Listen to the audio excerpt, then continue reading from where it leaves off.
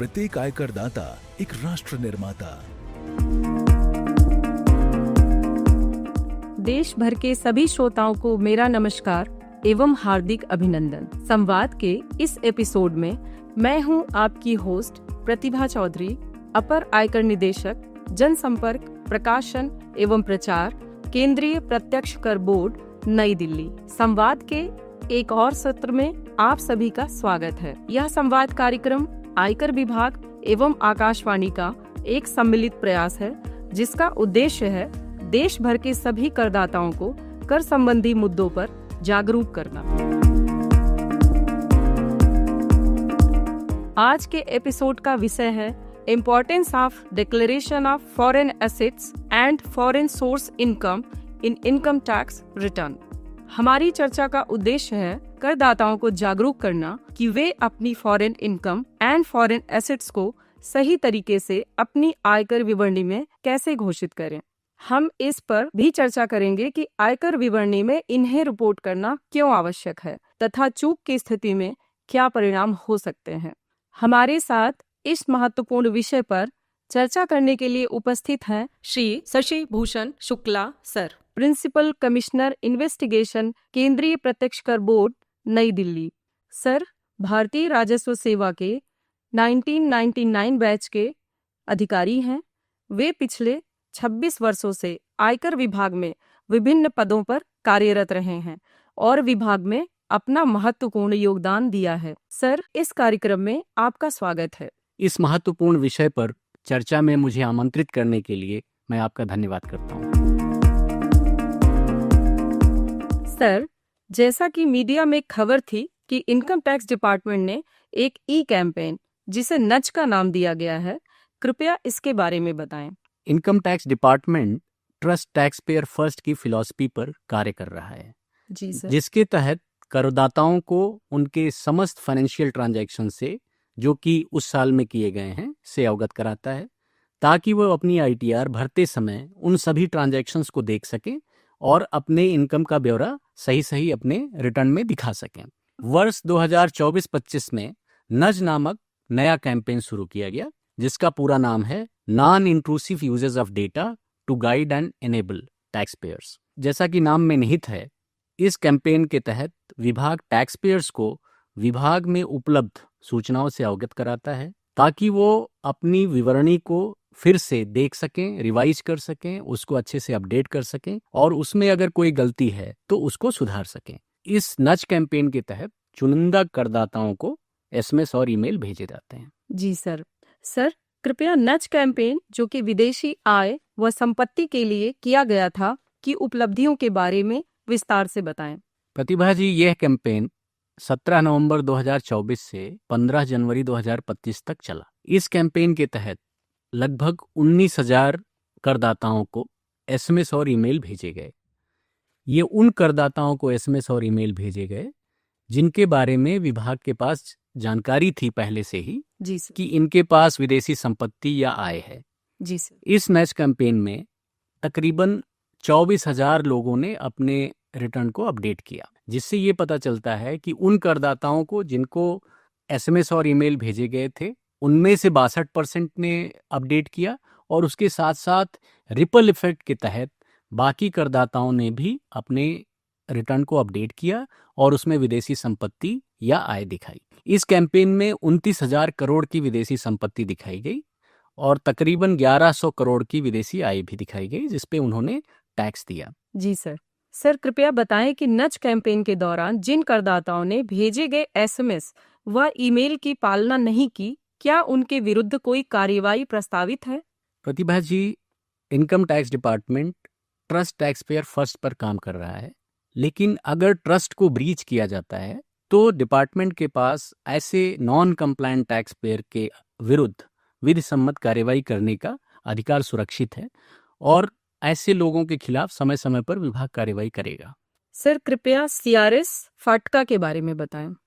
भारत ने अंतर्राष्ट्रीय स्तर पर तकरीबन 123 देशों के साथ करार किया है, जिसको कॉमन रिपोर्टिंग सिस्टम कहते हैं, और साथ ही यूनाइटेड स्टेट्स ऑफ अमेरिका के साथ भी करार किया है जी sir. Foreign account tax compliance act के तहत। जी सर। तो इस तरह लगभग 124 देश हैं जिनसे हम लोगों को हर साल जानकारी प्राप्त होती है, जी सर। जो कि भारतीय लोगों के विदेशी संपत्ति और आय के बारे में होती है। जी हम लोग उस जानकारी को ध्यान में रखते हुए और जो टैक्स पेयर्स के नाम उसमें होते हैं उनके खिलाफ एक्शन लेते हैं और उनको नज करते हैं।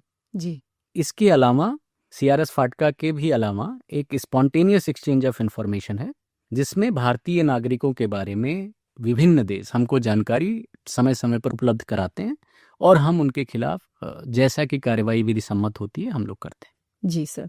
सर, यदि किसी करदाता ने अपनी मूल आयकर विवरणी में फॉरेन एसेट्स या विदेशी आय को शेड्यूल एफए और एफएसआई में रिपोर्ट नहीं किया है या निर्धारित तिथि तक अपनी आईटीआर नहीं दाखिल की है, तो उसके लिए भी कोई ऑप्शन उपलब्ध है? प्रतिभा जी, करदाताओं को रिटर्न भरते समय ध्यान रखना चाहिए कि वो अपनी विदेशी संपत्ति और आय पूरी तरह घोषित करें। लेकिन मान लीजिए कि अगर मूल विवरणी में ऐसी कोई विदेशी संपत्ति छूट जाती है जी। या आय छूट जाती है, जी तो आयकर अधिनियम में वो लोग अपने रिटर्न को रिवाइज कर सकते हैं जी और बिलेटेड रिटर्न भी फाइल कर सकते हैं। ये ऑप्शन उनको 31 दिसंबर तक उपलब्ध रहता है। जी, बहुत अच्छा बताया सर आपने।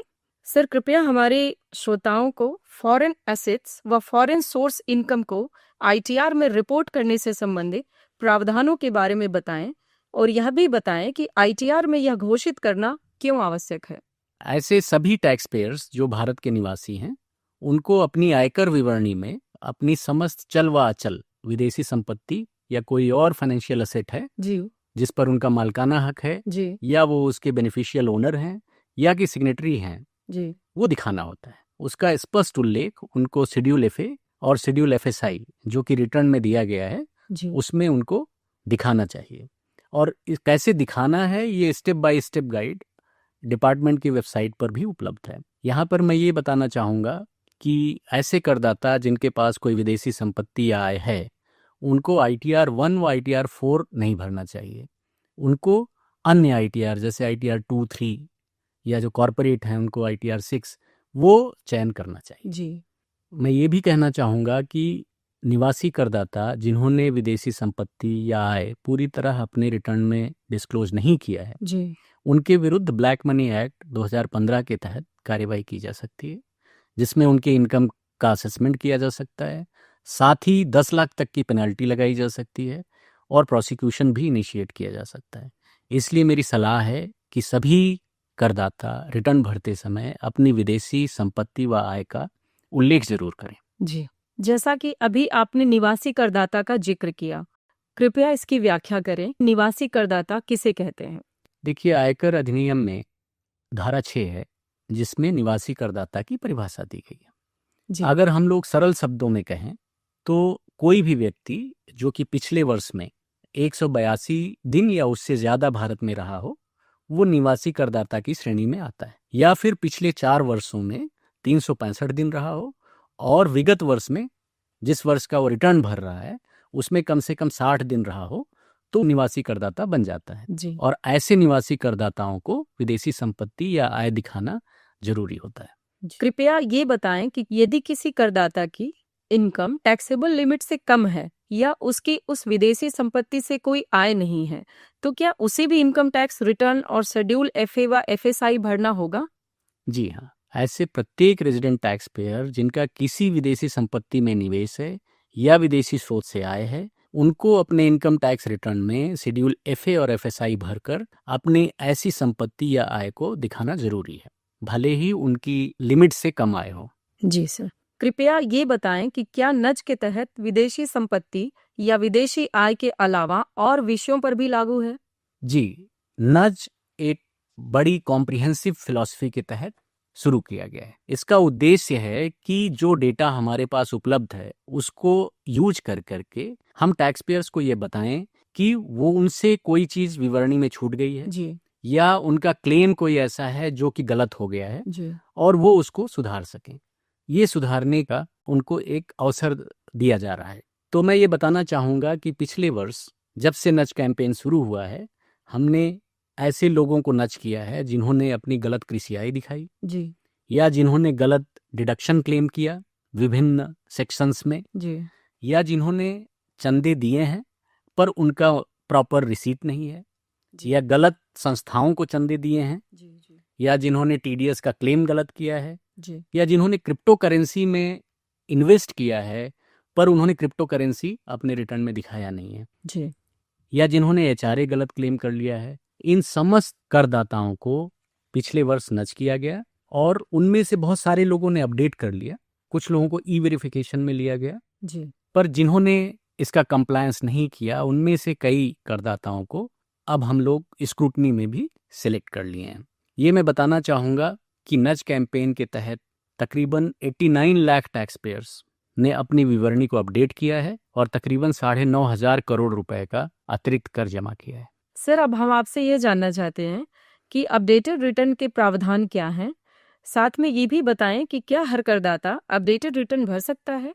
देखिए प्रतिभा जी, इनकम टैक्स एक्ट 1961 की धारा 139(8)A के तहत यदि कोई करदाता भूलवश अपनी कोई आय मूल विवरणी में, जिसको हम ओरिजिनल रिटर्न कहते हैं, में दिखाना भूल गया, या उसने कोई गलत डिडक्शन या एग्जेम्पशन क्लेम कर लिया जी या गलत टीडीएस क्लेम कर लिया, वो अपनी आयकर विवरणी को अपडेट कर सकता है। जी और यह अपडेशन का अधिकार उसे असेसमेंट ईयर की समाप्ति के 48 महीने के भीतर तक जी उपलब्ध है। जी किंतु यह प्रावधान विदेशी संपत्ति या विदेशी आय के संबंध में लागू नहीं है। अतः ऐसे करदाता जिनकी विदेशी स्रोत से आय है या जिनकी विदेश में संपत्ति है, उन्हें यह जागरूक करने की जरूरत है कि वो अपनी मूल विवरणी या रिवाइज्ड विवरणी में ही शेड्यूल एफए और एफएसआई भरकर विदेशी संपत्ति और आय को दिखाएं। जी सर, अंत में आप टैक्स पेयर्स को क्या सलाह देना चाहेंगे। मैं समस्त करदाताओं को यह कहना चाहता हूं कि income tax department trust tax payer first and scrutinise later की फिलॉसफी पर कार्य कर रहा है।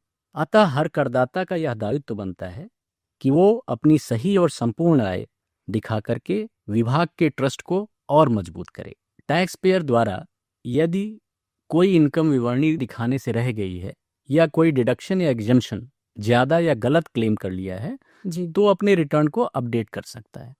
रिटर्न अपडेट करने पर उसे अलग से कोई पेनल्टी देना नहीं पड़ता है। जी यहाँ पर मैं ये भी बताना चाहूँगा कि विभाग नज कैंपेन व ई वेरिफिकेशन के तहत एसएमएस और ईमेल भेजता है, और उसको अगर करदाता देख करके अपने रिटर्न को रिवाइज कर लें तो ऐसे केसेस स्क्रूटनी असेसमेंट में नहीं लिए जाते जी और उनको ज़्यादा कर भी नहीं चुकाना पड़ता और पेनल्टी और प्रोसिक्यूशन से भी बचत होती है।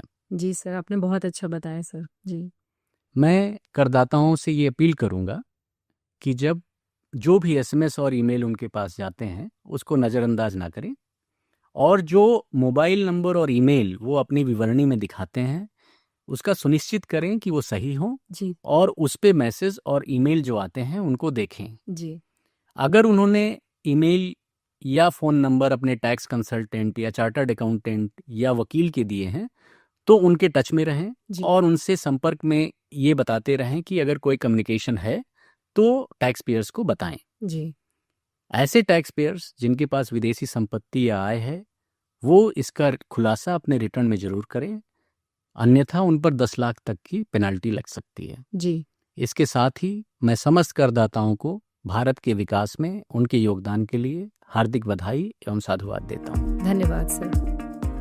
हमें उम्मीद है कि इस विशेष चर्चा से हमारे सभी श्रोतागण जागरूक और शिक्षित हुए होंगे। हम अपने सभी श्रोतागणों को यह भी बता दें कि यदि उनको इस विषय से संबंधित कोई अन्य जानकारी चाहिए, उनका कोई प्रश्न हो या फिर वह कोई फीडबैक देना चाहते हैं तो कृपया हमसे हमारी ईमेल आईडी ddsamvad.prpp@gmail.com पर संपर्क करें। इसके अलावा आप और अधिक इन्फॉर्मेशन और एजुकेशनल कंटेंट के लिए हमसे हमारी वेबसाइट incometax.gov.in एवं हमारे social media channel x, YouTube, Instagram, Facebook, LinkedIn पर जुड़े रहें और अधिक जानकारी के लिए सुनते रहें आकाशवाणी। नमस्कार, जय हिंद। प्रत्येक आयकर दाता एक राष्ट्र निर्माता।